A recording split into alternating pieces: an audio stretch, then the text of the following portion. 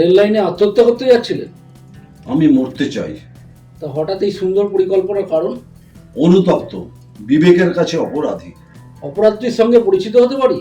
আমি retired justice Aniruddha Banerjee. আমি চিনি আপনাকে। রিটায়ারমেন্টের আগে শেষ বিচারে আমি একটা খুনির আসামিকে ফাঁসির হুকুম দিয়েছিলাম। সেটা আইন অনুযায়ী। আসামির বিপক্ষে উকিল ছিল আমারই ছেলে রাহুল ব্যানার্জি। এটা ছিল তার জীবনের প্রথম কেস।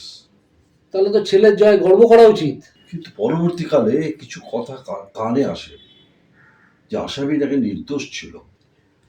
আপনি বিচার করেছেন আইন মেনে, তাহলে আপনার নিজের প্রতি কনফিডেন্স নেই কেন? বিষয়টা অন্য জায়গায়। রাতে ঘুমের মধ্যে দেখতে পাই। কি জজ সাহেব, চিনতে পারছেন? কি? আরে আমি শঙ্কর সান্যাল। আমাকে ফাঁসি কাটে ঝুলিয়েছিলেন। আপনি আপনি কি করে এলেন? সুবিচার চাইতে। আপনি তো সুবিচার করেননি। আমি প্রমাণ ছাড়া কাজ করিনি। প্রমাণের নেই কোনো সম্মান, সেটা তো এখন কাগজের টুকরোতে বিক্রি হয়। আপনি কি চান? যতদিন সুবিচার না পাবো, ছায়ার মতো ঘিরে রাখবো। আপনার কিন্তু মুক্তি নেই। আপনি কি তাকে দেখতে পেয়েছিলেন? না, আমি তখন আচ্ছন্ন। রেস্ট নিন, কাল আসবো। আপনার পরিচয়? শত্রু নিশ্চয়ই নই, তাহলে ট্রেনে কাটাপড়া হাত থেকে বাঁচাতাম না।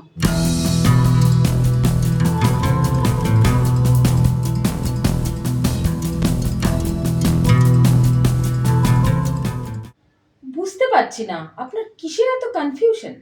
যাকে ফাঁসি দিয়েছেন সে আমার স্বামীকে খুন করেছে, আমি সাক্ষী দিয়েছি। সেগুলো কি সব ভুল? ভুল নয়, আসলে এই কেসে আমার ছেলে তো উকিল ছিল, কিন্তু কিন্তু কি? কেস লড়েছি, জিতেছি, অপরাধীকে শাস্তি দিয়েছি। That's final. দেখুন, আমি আপনাদের কাছে জাস্ট একটা ক্লায়েন্ট, কিন্তু আপনাদের বাড়ি কেন আসি জানেন? আপনারা আমাকে সুবিচার পাইয়েছেন। তুমি তো ভালো কাজ করেছিলে, কেন নিজেকে ভুল বলছো? আসতে পারি? কে আপনি? এখানে কি চাই? সুবিচার। এটা কি কোর্ট মনে হচ্ছে আপনার? আপনারা যেখানে, কোর্ট সেখানে। কোর্ট যেখানে, আমরা সেখানে। কোর্টে এসে বিচার চাইবেন? সেই ক্ষমতা নেই আমার। তাহলে সুবিচারের জন্য কোনো মন্দিরের দরজায় কড়া নাড়ুন, এখানে ডিস্টার্ব করবেন না, যান। লোকটিকে মানসিকভাবে বিধ্বস্ত মনে হচ্ছে। কিন্তু এখানে এলো কেন? এটা নিয়ে তোমায় চিন্তা করতে হবে না, যাও রেস্ট করো। কি জজ সাহেব, আপনার আদালত কখন বসবে? আপনি কি চান? আমার সুবিচার চাই। আমি সুবিচার করেছি। আপনি খুনি, তাই ফাঁসির আদেশ দিয়েছি। না না, আপনি ন্যায় বিচার করেননি। প্রতিটি আসামি তাই বলে। সত্যিটা সামনে এলে আপনি নিজেকে ক্ষমা করতে পারবেন? কিসের সত্যি? আপনার অবিচারের সত্যি, আপনার ছেলের প্রতারণার সত্যি। কোথাও কোনো ভুল ছিল না। আমার আদালতের বিচার শেষ। তাহলে এবার বিধাতার আদালতে বিচার শুরু হবে। কি বলছেন আপনি? হ্যাঁ, বিধাতার আদালত। সেখানে আমি এখন বিচার প্রার্থী। সেই আদালতের প্রথম আদেশ, যতদিন আমাকে সুবিচার না পাইয়ে দেবেন, আপনার মুক্তি নেই। মুক্তি নেই, মুক্তি নেই। বুঝলাম, স্বপ্নে আত্মাটি আপনাকে ব্ল্যাকমেল করছে। আমার কাছে সব ধোঁয়াশা। অলৌকিক থেকে বেরিয়ে মানসিকে আসছে। ব্যাপারটা আপনার মনের ভুল। দেখুন, আপনি আমাকে বাঁচিয়েছেন, কিন্তু আপনি কিন্তু এখনো নিজের পরিচয় দেননি। আমি সাইকিয়াট্রিস্ট সঞ্জয় রায়। আপনি পারবেন আমাকে হতাশামুক্ত করতে? আপনি নিজেই পারবেন। আমি? অসম্ভব। আচ্ছা, আপনি বলুন তো, ওই আসামিকে আপনি ফাঁসি দিয়েছিলেন কিসের ভিত্তিতে? সমস্ত সাক্ষ্য প্রমাণ বিচার করে। আর এটাই আইনের সঠিক নিয়ম। অবশ্যই। তাহলে ভাবছেন কেন যে আপনি ভুল বিচার করেছেন? কোর্টে এটা নিয়ে অনেক সমালোচনা হয়েছে। আরে, কোর্টের দেয়ালে কান পাতলে অনেক কিছু শোনা যায়, সব শব্দ সঠিক হয় না। আপনি বলছেন আমি ভুল করিনি। আপনি কোনো ভুল করেননি, আর কোনো আত্মাও আসেনি। এটা আপনার মনে দুশ্চিন্তা, যেটা আত্মা হয়ে দেখা দিচ্ছে। বলছেন আমি সঠিক বিচার করেছি? আপনি ভালো করেই জানেন যে আদালতের চেয়ারে বসে কাজ করাটা খুবই কঠিন। বিচার করতে হয় সেই চেয়ারে বসে, কিন্তু আইনের বেড়া জালে সমস্ত হাত পা বাঁধা থাকে। বিচার করতে হয় সমস্ত সাক্ষ্য প্রমাণের ভিত্তিতে, তাই তো? হ্যাঁ। এখন প্রশ্ন আসতে পারে সেই সমস্ত সাক্ষ্য প্রমাণ সঠিক কিনা। উকিল ছিল আমার ছেলে। আজ নয়, এই ব্যাপারে আলোচনা হবে আরও অন্য কোনো দিন। এ কি, আপনি তো পুরো সমস্যার সমাধান করলেন না। বিচারকের চেয়ারে বসে আপনি কি একদিনেই সমস্ত কেসের রায় দিতেন? সময় নিতেন। আমাকেও একটু সময় দিন। আপনি বারবার এখানে এসে ডিস্টার্ব করছেন কেন? বলছি তো সুবিচার চাই। আরে বিচার চাই তাহলে কোর্টে যান। কোর্টে যাওয়ার ক্ষমতা নেই আমার। শুনুন, আমাকে ফিস দিয়ে তবেই কেস লড়তে হবে কিন্তু। স্যার, উনি একজন বয়স্ক মানুষ, please cool down, cool down. আরে রোজ রোজ এসে ডিস্টার্ব করছে। আপনি ভেতরে যান, আমি দেখছি। আপনার সমস্যা আপনি আমাকে বলুন, আমি সাহায্যের হাত বাড়িয়ে দিতে পারি। সাহায্যের হাতগুলো আজ রক্ত মাখা। মানে?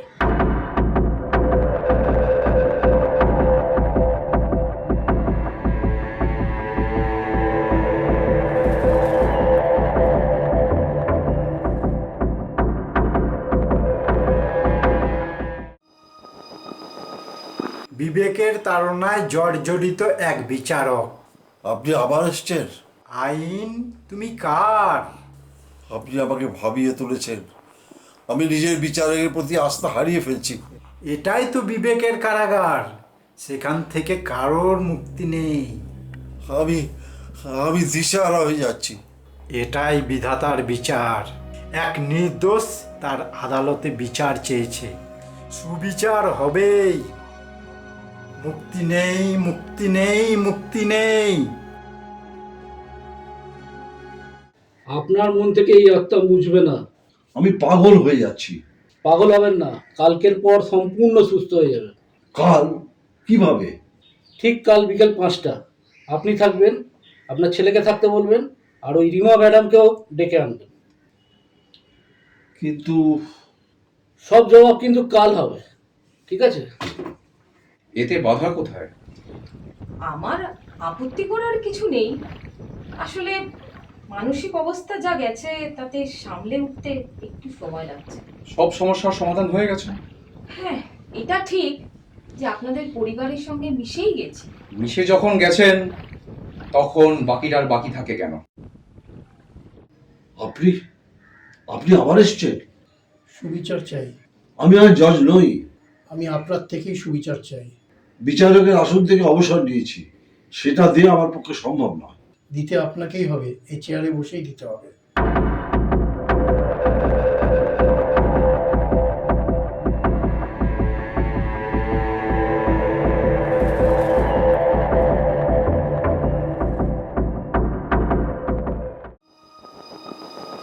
পাগল হবেন না, কালকের পর সম্পূর্ণ সুস্থ হয়ে যাবে। আমি আপনার থেকেই সুবিচার চাই। দিতে আপনাকেই হবে, এই চেয়ারে বসেই দিতে হবে।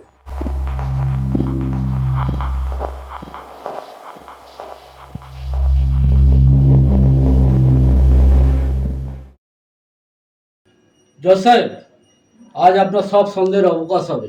আচ্ছা রিমা ম্যাডাম, আপনার স্বামীকে খুন করে শঙ্কর সান্যাল, তাই তো? ইয়েস। আচ্ছা রাহুল বাবু, আপনি তো রিমা ম্যাডামের হয়ে কেস লড়েন। শঙ্কর সান্যালকে আপনি দোষী সাব্যস্ত করেন, আর জজ সাহেব তাকে ফাঁসির অর্ডার দেন। অ্যাবসলিউটলি। এবার এখান থেকে ঘটনার ঠিক পূর্ববর্তী সময় ফিরে যাওয়া যাক। আপনি কি বলতে চাইছেন? আচ্ছা, ধৈর্য ধরুন। সবিতা দেবী, আসুন তো। তুই? চিনতে পেরেছেন তাহলে? ইনি রিমা ম্যাডামের বাড়িতে কাজ করতেন। আচ্ছা সবিতা দেবী, আপনি প্রথম থেকে তাহলে একটু বলুন। সাহেবের সাথে রিমা ম্যাডামের একদিন কথা কাটাকাটি হয়। শোনো, আমি তোমাকে সন্দেহ করি না, কিন্তু একটা জিনিস দেখছি, সারাক্ষণ তুমি মোবাইলে কল চ্যাট এসব নিয়ে ব্যস্ত থাকো। আমি তো সময়ই পাই না। সন্দেহ করছো, না হলে জিজ্ঞাসা করতেন। আমি আবারও বলছি, সন্দেহ নয়। বুঝতেই তো পারছো, হাজব্যান্ড হিসেবে একটা ইনসিকিউরিটি। আরে বাবা, আমারও তো কাজ আছে। ঠিক আছে, যাই হোক, তুমি ছাড়া আমার কেউ নেই। আমাকে একা করে দিয়ে যাও না। শঙ্করবাবু সাহেবের ভালো বন্ধু ছিলেন। রিমা ভালো মেয়ে, তুই অযথাই চিন্তা করছিস। দেখ, চিন্তা নয়, ব্যাপারটা কি জানিস, সমাজটাকে তো দেখছি, আমার হারানোর ভয়। সম্পর্কগুলো তো এখন শুকনো পাতার মতো হয়ে গেছে, কখন যে নিমেষে হাওয়ার মধ্যে উড়ে যাবে কেউ জানে না। ঠিক আছে, আমি রিমার সঙ্গে কথা বলবো। তুমি বলো শঙ্কর, এটা কি কোনো কথা? কারোর সঙ্গে কথা বলা এটা আমার অপরাধ? শোনো, অপরাধ নয়, আসলে বরুণ তোমাকে হারাতে চায় না। বরুণ অত্যন্ত ইমোশনাল। এত ইমোশনাল আজকের দিনে চলে না, এটাকে জাস্ট ন্যাকামি বলে। তোমরা দুজনেই আমার ভালো বন্ধু, আমি চাইবো তোমরা দুজনে ভালো থাকো। একদিন অশান্তি অনেক চরমে ওঠে। দেখো, আমি একজন বিজনেসম্যান, টাকার কোনো অভাব নেই, কিন্তু তোমাকে আমি চাকরি করতে অ্যালাউ কেন করেছি জানো? যাতে তোমার স্বাধীনতায় কোনো রকম বাধা না আসে, আর তার প্রতিদানটা তুমি আমাকে ভালোই দিলে। কি খারাপ দিয়েছি? তোমার মোবাইলে চ্যাট দেখে নিয়েছি, বুঝতে আর কিছু বাকি নেই। তোমার সাহস কি করে হয় তুমি আমার ফোনে চ্যাট দেখছো? তুমি যদি একজন স্বামী থাকতে পরক্রিয়া করতে পারো, তাহলে আমি তোমার ফোনে চ্যাট দেখতে পারি না? You have crossed your limit. জানি, এবার ব্যাপারটা কোর্টে গড়াবে, তাই তো?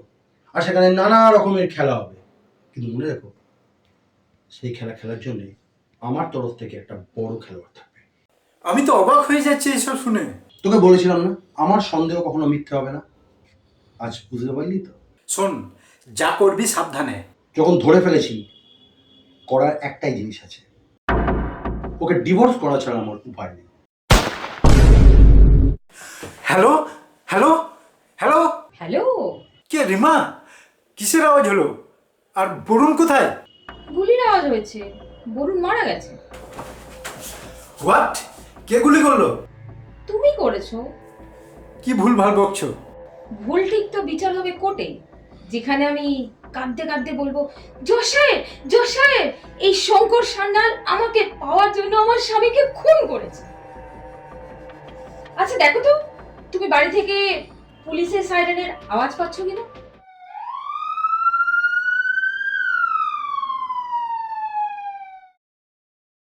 সমস্ত সাক্ষ্য প্রমাণ বিচার বিবেচনা করে এই আদালত আসামি শঙ্কর সান্যালকে বরুণ রায়ের হত্যার অপরাধে ভারতীয় দণ্ডবিধির ৩০২ ধারা এবং ভারতীয় ন্যায় সংহিতার ১০৩ ধারা অনুযায়ী মৃত্যুদণ্ডে দণ্ডিত করার আদেশ দিল। To be hanged till death. এই যে উকিল বাবু, আপনি এনাকে কোথা দেখেছিলেন? একদিন আমি বাড়িতে এসেছিলেন। সব বুঝলাম, আপনি আমাকে বাড়িতে ডাকলেন কেন? আপনার চেম্বারে কথা বলতে চাই না, দেয়ালেরও কান আছে। ফিস পাবেন, সাথে 10 লাখ এক্সট্রা। ও মাই গড, কি করতে হবে বুঝে গেছেন নিশ্চয়ই। 100%। আপনি এখন যান, আমার একটা কাজ আছে। তুই কিন্তু কিচ্ছু দেখিসনি, কিচ্ছু শুনিসনি। তোকে কিছু টাকা দিচ্ছি, গ্রামের বাড়ি চলে যা, এই শহরে আর আসবি না। আপনি তো একজন সাইকিয়াট্রিস্ট, আপনি এত কিছু জানলেন কি করে? সরি জজ সাহেব, মিথ্যা পরিচয় দিয়েছিলাম। আমি crime branch officer Sanjay Roy. What? এই সবিতা দেবীর বাড়ি যে গ্রামে, আমি সেখানে একটা ইনভেস্টিগেশনে গিয়েছিলাম। আমাকে যা বললেন পরে সেগুলো সাক্ষী দিতে পারবেন তো? আপনি সাহস দিতে পারবেন? ঠিক আছে, আমার সঙ্গে কলকাতা চলুন। সবিতা দেবী, আপনি একটু বাইরে গিয়ে অপেক্ষা করুন। রাহুল বাবু, উকিল হিসেবে এটা ছিল আপনার প্রথম কেস, তা আপনি আইনকে নিয়ে এত বড় খেলা খেললেন। খুন করে বরুণবাবুর লাশকে নিয়ে কাটাছেড়া করেন এই রিমা দেবী, যার ফলে এটাকে নৃশংস খুন দেখিয়ে শঙ্কর সান্যালকে ফাঁসি কাটে তোলা সহজ হয়ে যায়।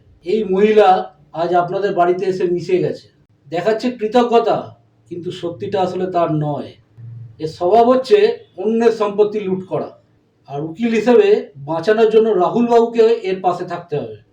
রাহুল বাবু, আপনার ভুলে আর কি কি ক্ষতি হয়েছে দেখুন। আসুন মিস্টার সান্যাল। ইনি তো বেশ কয়েকবার এখানে এসেছিলেন। সুবিচার চাইতে এসেছিলেন, দুদিন আপনার বাড়ির বাইরে দেখেছিলাম। কাল এনাকে রাস্তায় ধরি, সব জানতে পারি। ইনি হলেন সেই শঙ্কর সান্যালের বাবা। ইনি ক্যান্সার পেশেন্ট। এনার পরিবারে একমাত্র আর্নিং মেম্বার ছিলেন তার ছেলে।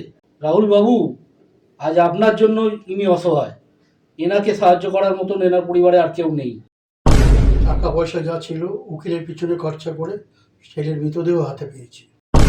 জজ সাহেব, একটা উপকার করবেন? কি? আইনকে তো যেভাবে খুশি ব্যবহার করা যায়, আমার ফাঁসি দিয়ে দিন। সেটাই আজ প্রশ্ন। সাধারণ মানুষ আজ সেই প্রশ্নটাই করবে, আইন তুমি কার? শুধু বড় লোকের নাকি সবার?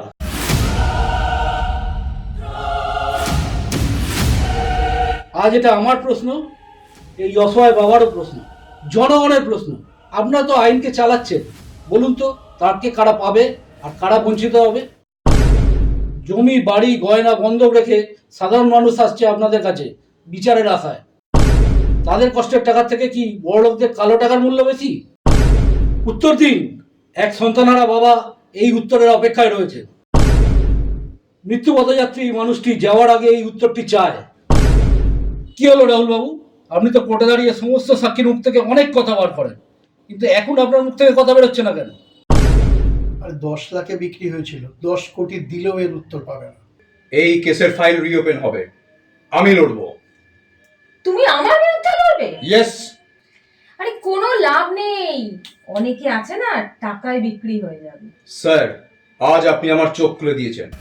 আমার বাবা সারা জীবন সততার সাথে কাজ করে গেছেন, উনি ন্যায় বিচার দিয়েছেন, আর আমি তার সন্তান হয়ে বিচারধারাকে কলুষিত করেছি। এবার আমি আইনের রক্ষক হিসাবে কাজ করব, আর কোর্টের দরজা থেকে কোনো বিচার প্রার্থী খালি হাতে ফিরবে না। ওনার চিকিৎসার দায়িত্ব আজ থেকে আমার। কি হবে আমাকে বাঁচিয়ে? কার জন্য বাঁচব? পারবেন? যদি পারেন ফিরিয়ে দিন আমার ছেলেকে, ফিরিয়ে দিন, ফিরিয়ে দিন আমার ছেলেকে, ফিরিয়ে দিন, ফিরিয়ে দিন।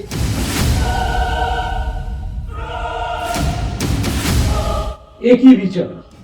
আমি আপনার অনেক ক্ষতি করেছি, আমি জানি। দিন না, দিন না আপনাকে সেবা করার সুযোগ, এক পার্টি দিন না। আমাকে আমাকে আপনার ছেলে ভাবতে পারবেন না?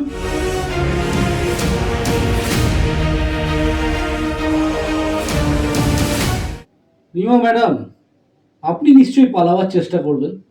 বাইরে কিন্তু পুলিশ দাঁড় করানো আছে, যান চেষ্টা করে দেখুন। সান্যাল বাবু, আজ থেকে আপনি আমাদের বাড়িতেই থাকবেন। রাহুল, ওনাকে ভেতরে নিয়ে যাও। আসুন, আসুন আপনি আমার সাথে।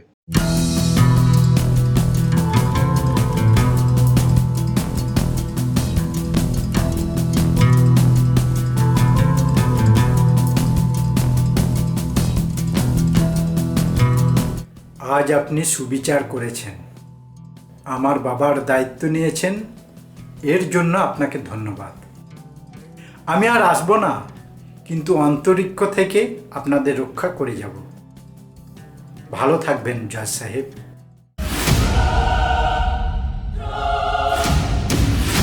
আদালতে কালো কোট করে উকিলরা আসে শুধু মানুষকে ন্যায় বিচার পাইয়ে দেওয়ার জন্য নয়, আদালতকে একটা মন্দির মনে করে। আইন সেখানে ভগবান।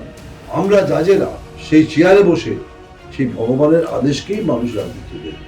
আমরা আইনের পূজারী, আইন আমাদের দেবতা। তাই দেবতা যখন কারোর একার হয় না, আইন সবার।